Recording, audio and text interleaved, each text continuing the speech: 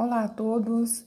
Pessoal, hoje a gente vai estar falando sobre cinética química. Nós vamos entrar no assunto novo. Quando a gente fala de cinética, a gente lembra lá em física de movimento.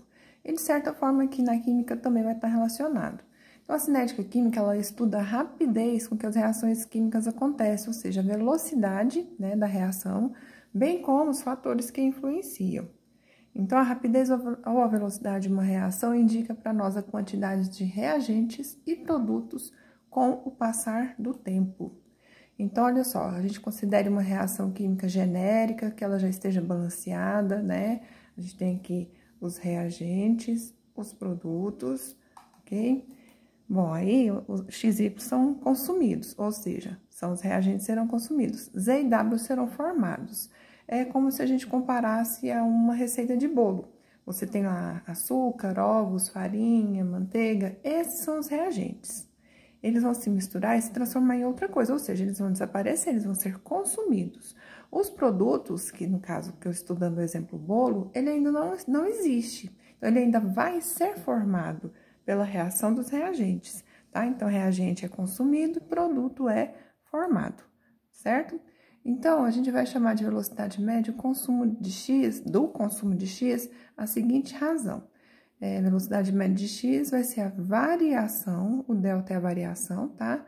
Esse colchete, gente, é concentração, tá? Então, a variação da concentração de X pela variação do tempo. Se eu estiver trabalhando com o Y, seria a mesma aplicação, tá? Então, o mesmo vale para o Y.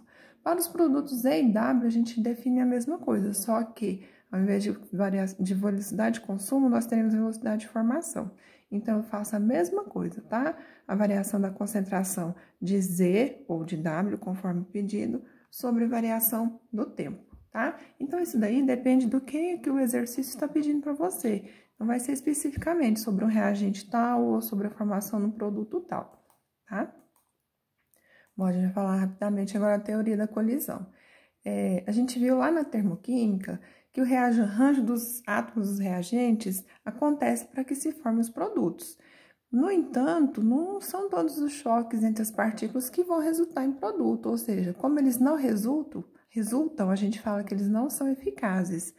Os choques eficazes ou efetivos é que vão resultar na quebra da ligação dos reagentes, como a gente viu lá em energia de ligação, né? A ligação do reagente tem que se quebrar, se romper, para se rearranjar, reestruturar e formar as novas ligações que serão os produtos. Isso daí a gente já viu lá na termoquímica, na energia de ligação, tá? Então, aqui a gente vai estar reforçando.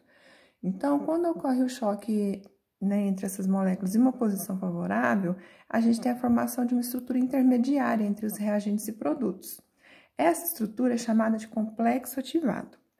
Então, o complexo ativado é um estado intermediário, ou seja, de mudança, de transição, onde a estrutura apresenta as ligações enfraquecidas do reagente, como eu já falei, elas estão enfraquecidas para se romper, e a formação das novas ligações, que vão compor o produto. Então, essa fase intermediária dessa mudança aí se chama complexo ativado.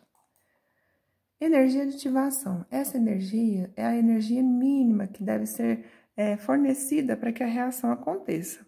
Então, ela recebe esse nome porque reagentes e produtos estão passando por aquela fase de mudança, que é o nome do complexo ativado. Portanto, a energia mínima necessária para a formação do complexo ativado. Vamos entender isso aqui no gráfico. Eu tenho aqui no gráfico, no início dele, o reagente, no final, o produto. Isso a gente já fazia lá em termoquímica, Olha aqui o ΔH entre o reagente e o produto. O que vai mudar agora? Essa partezinha aqui, ó, tipo essa parábolazinha. Porque aqui, gente, eu vou mostrar assim, ó, as ligações do reagente nesse ponto aqui estão sendo desfeitas, enfraquecidas, para começar a formação do produto. Então, é nessa região aqui, ó, bem no vértice, dessa parábola, dessa curva, onde eu tenho o complexo ativado, tá? Aqui dentro, olha, é a energia de ativação, ou seja, a energia mínima fornecida aos reagentes, para que reação aconteça, para que esses reagentes se transformem em produtos, tá? Dá uma olhada nesse gráfico e dá uma olhada no gráfico da direita. Conseguem perceber a diferença? Olha só, reagente em cima, produto embaixo, Essa curva está mais alongada aqui para baixo. Reagente embaixo, embaixo, o produto em cima. Essa curva está menor e achatada aqui em cima. Por quê? Porque são gráficos diferentes. Esse daqui é exotérmico, né? A quantidade de calor dos reagentes é maior, então setinha para baixo. O produto está aqui na parte de baixo. Esse aqui é endotérmico. Olha, reagente embaixo, quantidade de calor dos produtos é maior, setinha ficaria para cima, tá? Então, por isso que esses gráficos têm um aspecto diferenciado. E aí, o gráfico vai vir só as linhas para você interpretar. Você que vai ter que colocar e identificar cada uma dessas partes aqui, tá bem? Então, olha só, reagente, lá sempre no vértice da curvinha é o complexo ativado não muda a posição, produto. Vejam que a energia de ativação, olha, começa sempre no reagente, olha só, estão vendo? Ela começa no reagente. Entre o reagente e o produto fica o ΔH da reação, tá bem? Então, a interpretação desse gráfico aí você precisa estar observando todos esses detalhes. Continuando. Fatores que vão influenciar a velocidade da reação, ou seja, vão fazer com que ela seja mais rápida ou mais lenta. Primeiro exemplo, concentração. Quanto maior a concentração do reagente, maior será a velocidade. Então, para que uma reação aconteça, né, entre duas substâncias, é necessário que as moléculas se choquem. Vejam aqui na ilustração, tá vendo? Várias moléculas em movimentação, né, para que haja a quebra das ligações e, consequentemente, a formação das ligações novas. Então, essas colisões dependem da concentração de A e B. Estão vendo a figura? Próximo, superfície de contato. Para o caso de reagente em fases diferentes, quanto maior for a superfície de contato né, desse reagente sólido, mais rápida será a reação. Então, um exemplo bem simples que a gente tem aqui é quando a gente dissolve aqueles comprimidos, nós vamos falar aqui o nome, a marca, né? Sonrisal. O Sonrisal é aquele comprimido redondo, né? E se você colocar o Sonrisal e um outro efervescente em pó, por exemplo, o Eno, a gente vai observar que o que está em pó, o que está triturado, ele vai se dissolver mais rapidamente do que o inteiro. Por quê? Porque a superfície de contato dele é maior, as partículas já estão pulverizadas, né? O comprimido, a reação vai acontecendo lá na superfície dele até chegar no interior. Ou seja, a superfície de contato é maior, então mais rápida a reação, tá? Temperatura. Quanto mais elevada a temperatura, mais rápida será a reação. Então, quando a gente aumenta a temperatura, nós estamos também aumentando a energia cinética das moléculas. Você pode observar isso, por exemplo, quando a água está fervendo, né? Ela começa a ferver. Se você abaixa o fogo, ela também diminui a fervura, as bolhas dela. Se você aumenta, a movimentação também vai aumentar, né? Nós podemos observar isso quando estamos cozinhando, né? E aí a gente aumenta a chama do fogão para que atinja o cozimento mais rápido, panela de pressão, entre outras. Regra de Van Hoff. Nessa regra, a gente vê o seguinte: o aumento de 10 graus faz com que a velocidade da reação dobre. Sabe onde a gente observa isso? No degelo das calotas, né, de gelo polares.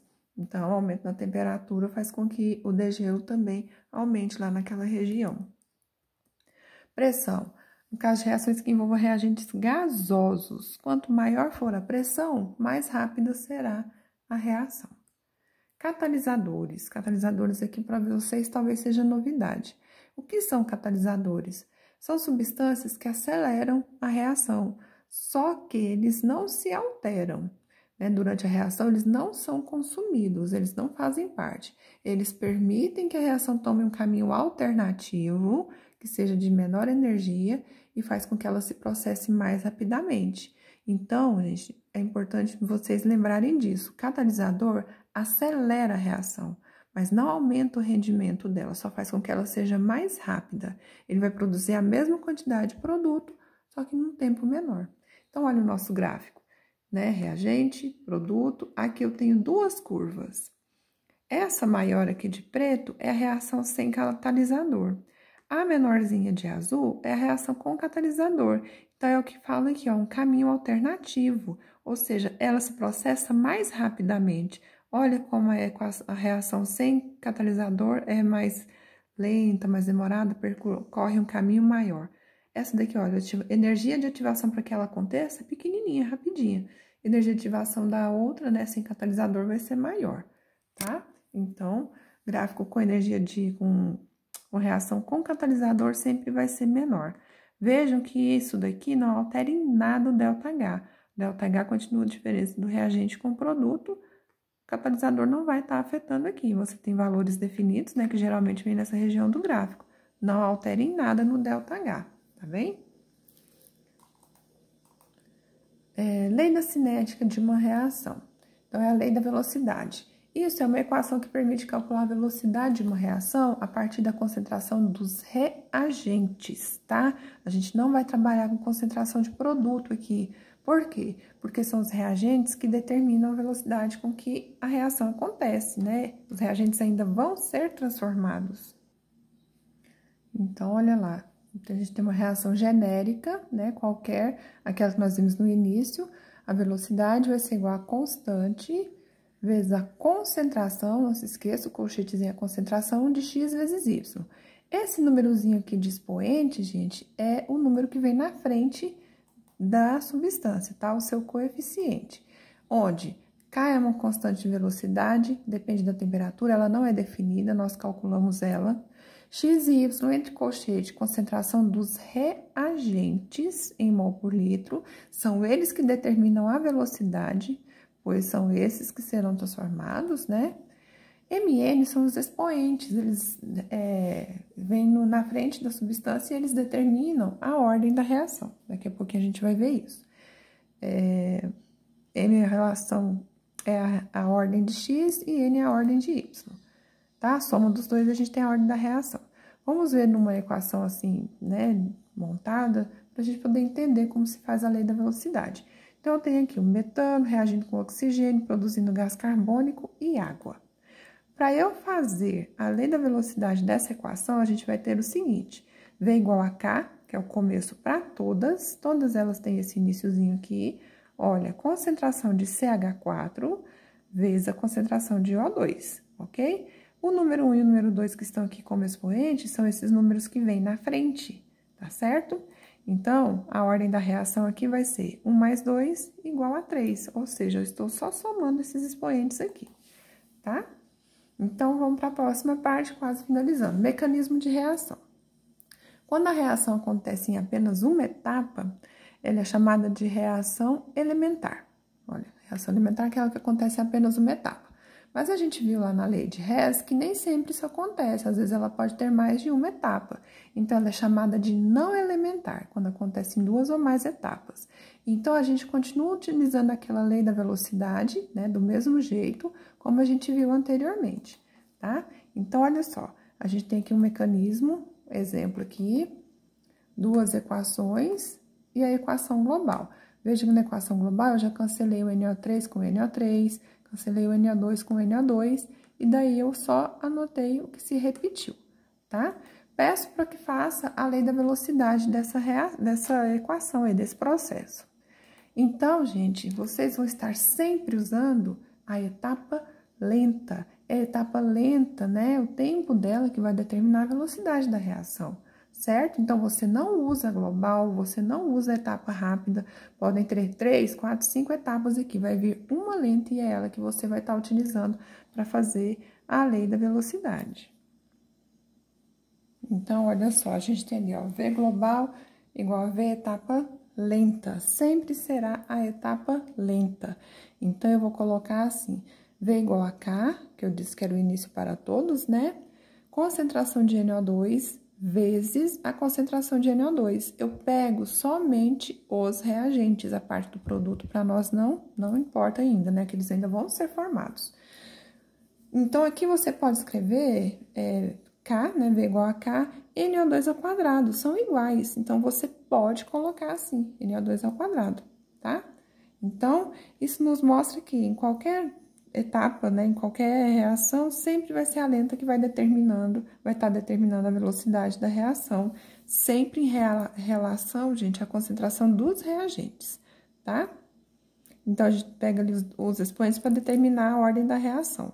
No caso ali, a ordem da reação vai ser 2, certo? Então, até mais, fiquem com Deus. Até a próxima.